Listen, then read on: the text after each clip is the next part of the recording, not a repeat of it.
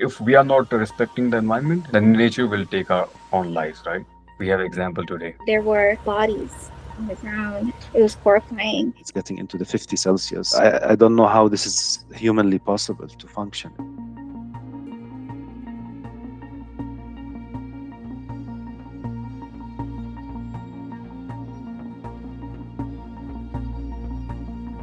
Landslides and flash floods in India's northern state of Himachal Pradesh.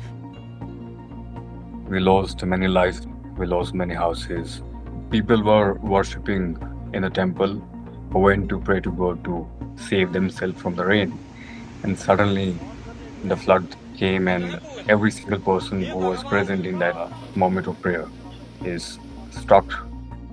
Wildfires on the island of Maui. The inferno burnt most of the historic town of Lahaina to the ground. Hundreds of people remain unaccounted for. My parents lost their home that my grandparents built.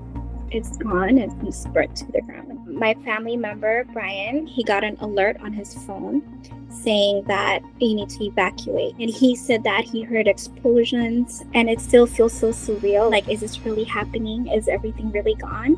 Beijing experienced its heaviest rainfall in 140 years. At least 20 people have died in eastern provinces.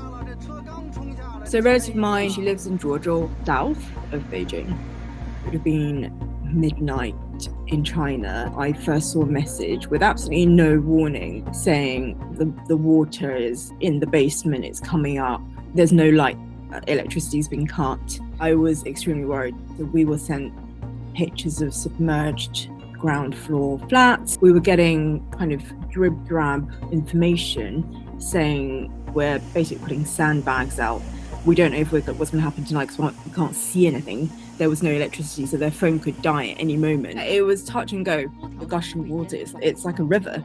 And, anybody who would have been caught in that would have just been carried away. In Palestine, the heat waves that we faced this summer, absolutely crippling. It's getting into the 50 Celsius. In some countries in the Arab region, you cannot function whatsoever. Water supply is intermittent, even in the major cities. It only arrives 2 days a week. The most immediate thing that I'm seeing right now is that people are really facing difficulty in their daily work.